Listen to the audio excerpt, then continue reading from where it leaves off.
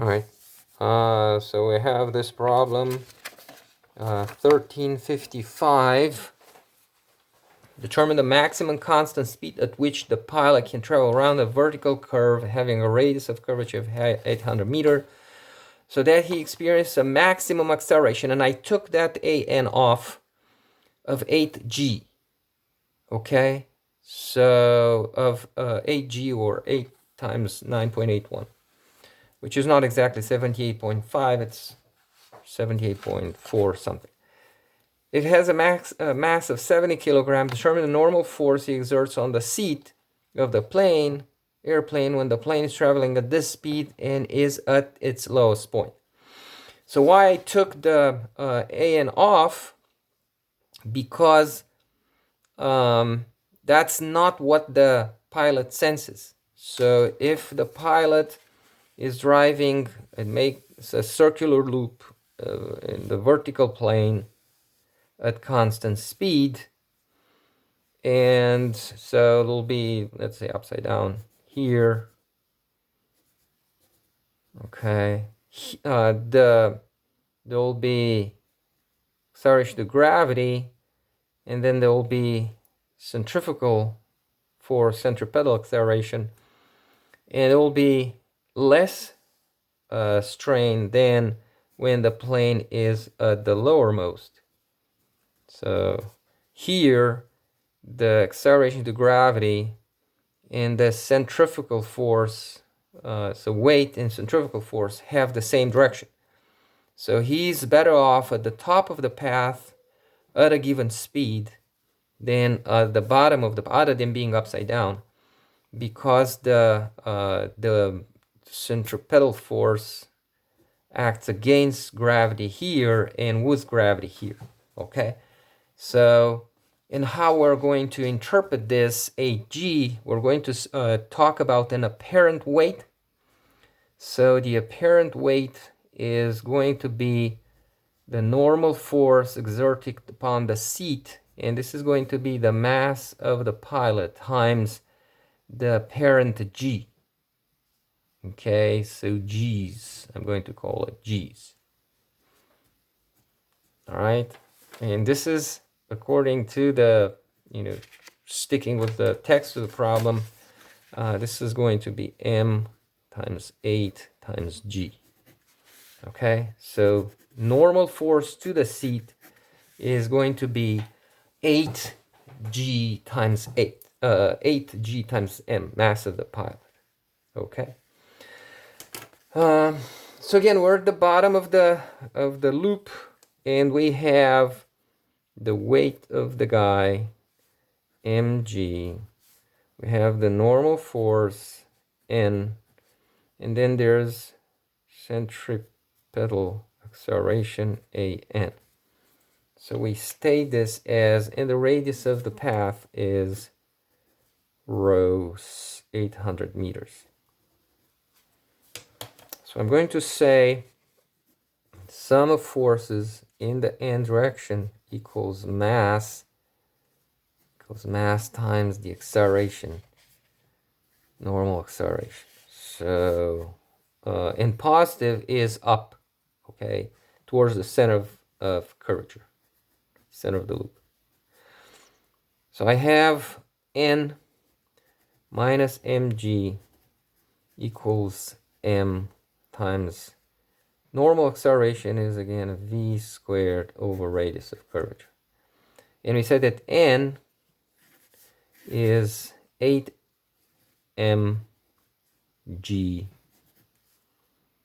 minus mg equals m velocity squared over rho. Okay. So here again, the mass doesn't matter, only when actually calculating n. And it will be the different answer than the one at the back of the book. So what do we have? From here, we can solve for v. And v is going to be 8, 8g minus 1g, that's 7g rho squared. So 7g rho, and then square root. I said square root. All right, so velocity or speed of the plane is 7 times 9.81 times 800 square root, and this is 234.38 meters per second. And now, yeah, there's just the 8g m times 8g. As you can see, it's independent. I mean, no need to go through calculating the velocity because we have it already. And neither the way the problem was originally stated, you don't have to. Because this term becomes known. Okay, so this is equal, in his formulation, it's 78.5 meter per second squared.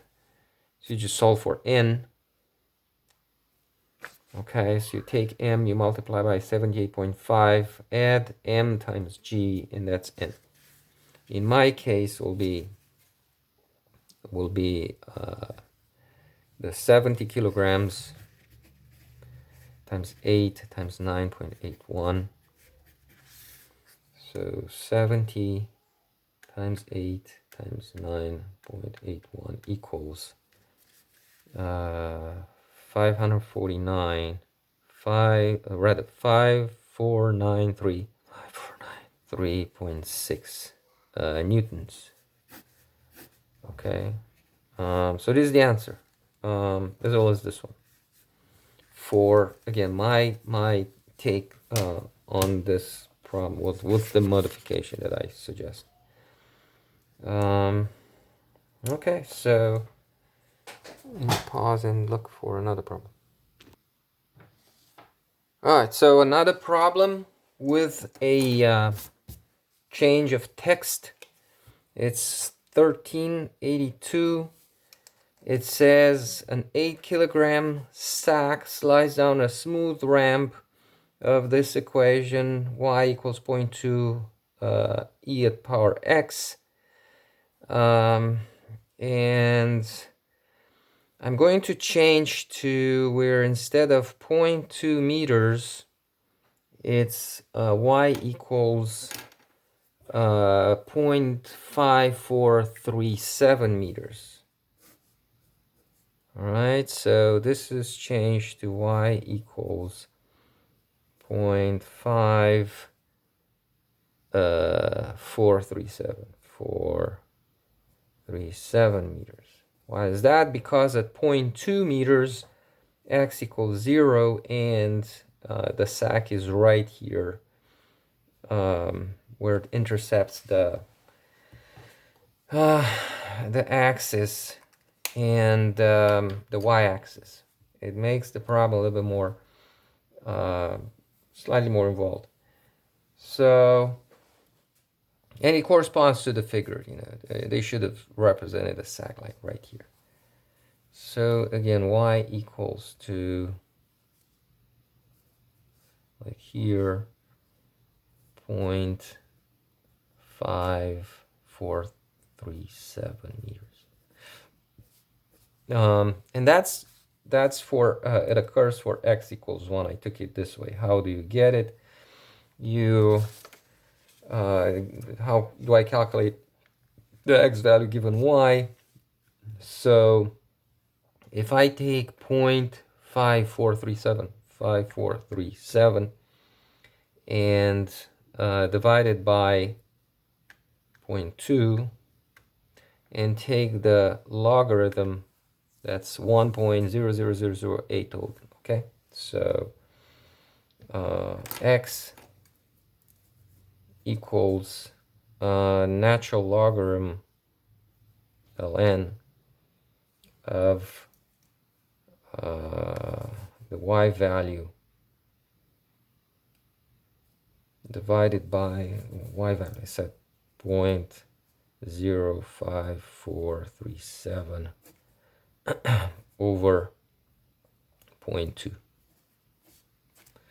Okay, so let's see. We have the velocity. We'll need the radius of curvature for either one cases. Here the difference is we need to calculate the is like being on a momentarily on an incline, and we want to find the slope of the incline. The slope of the incline is required here too. And so let's see. We know the tangent of the angle of the slope, rather the slope of the tangent. So we have theta angle, and I calculate by taking the derivative of y with respect to a, and this is equal to 0.2 times e at the power x. Okay, so derivative of 0.2 e at x is 0.2 e at x. And for x equals 1, that's going to be the value of y. All right, so 1 exponent times 0.2, so it's 0.5437. Now, from here, theta is just going to be equal to more light. So I apply inverse tangent, and it's 28.531 degrees. I have an angle. Also need the radius of curvature. So to calculate the radius of curvature, we know the equation. It's in the text, but I find it quicker going at the back or front cover. So radius of curvature, when you know the equation in x and y, it's 1 minus dy over dx squared at power 3 over 2 divided by second derivative of y with respect to x.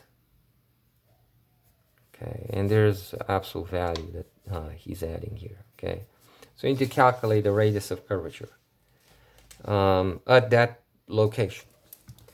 So we have dy over dx already, and the second derivative, so dy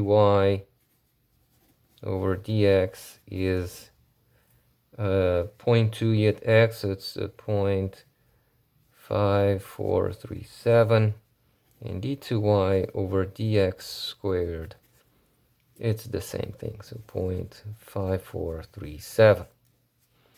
Okay. All right, so this being said, I said it's 1 exponent times 0.2 equals, I put in the memory, and I start saying this value squared, put a minus in front, plus 1 equals, and then at power 3 over 2 is 1.5, at power 1.5 equals over equals. All right, so it's 1.0875 meters. I have the radius of curvature. Okay, so I have everything that I need, so we need to find the reaction the ramp exerts on the sac, and the rate of increase of the speed of the sac at this instant. Okay, so we're going to sum forces in the normal direction, and it's going to be the mass of the sac times the normal acceleration, which is mass of the sac times velocity squared over radius of curvature. And we've got it. So let's see what is on this side, the left side of the equation. So I have this angle theta, which we calculated.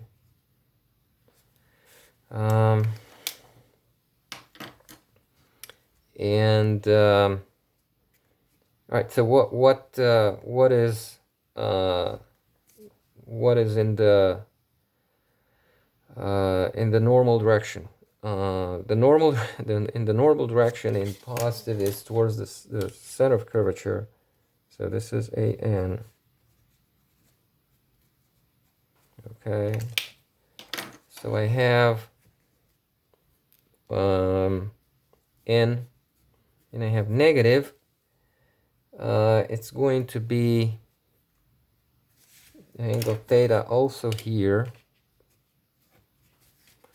So we have N minus mg times would be cosine theta, and we have it,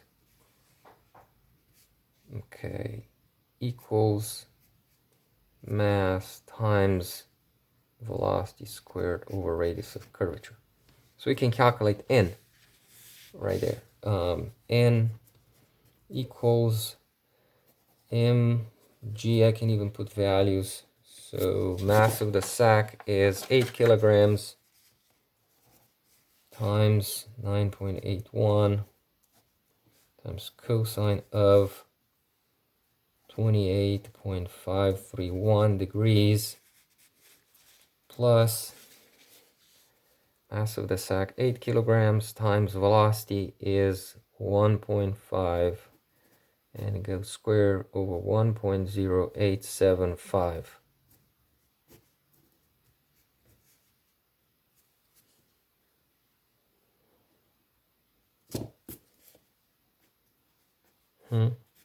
Okay, so this would be 1.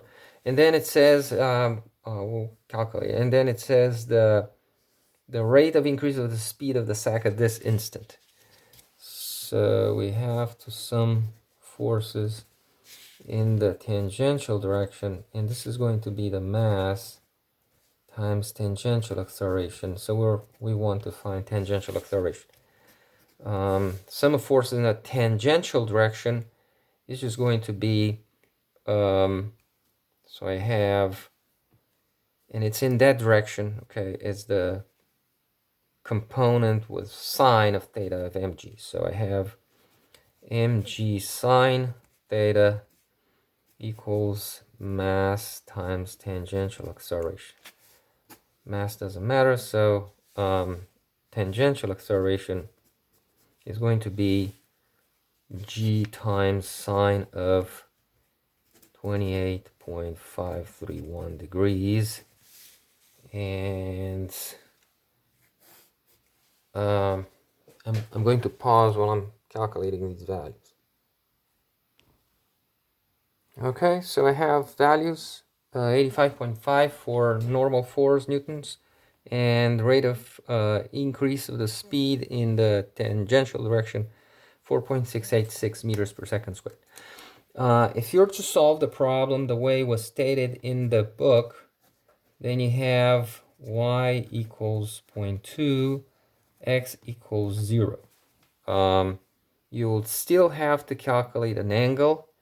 This is not, tangent is not horizontal. So it's going to be, instead I have 0.2, so this was x equals 0, this becomes 0.2, the angle changes into, so let's see, 0.2 arc tangent is, so the angle changes in 11.3099 degrees. As for this one, the radius of curvature now, I have, here's 0.2, and here's also 0.2, so the radius of curvature changes into 1 minus 0.2 squared equals the power, no, start over. So 1 minus 0.2 squared equals at power 1.5 over 0.2 equals. So it's, instead it's 4.703 meters. All right. So we're going to change this to 11.3099, and you're going to change this number to 4.703. Okay, and likewise here. So if you want to solve the problem as it's stated in the book, you would need to, x equals 0, 1, a equals 0.2. These two value changes both become 0.2. Okay, radius of curvature changes, and so I haven't done much other than trying to match the figure with some values for x. That is, x is apparent not to be equal 0 for on this figure. Okay. All right. So this was another recording.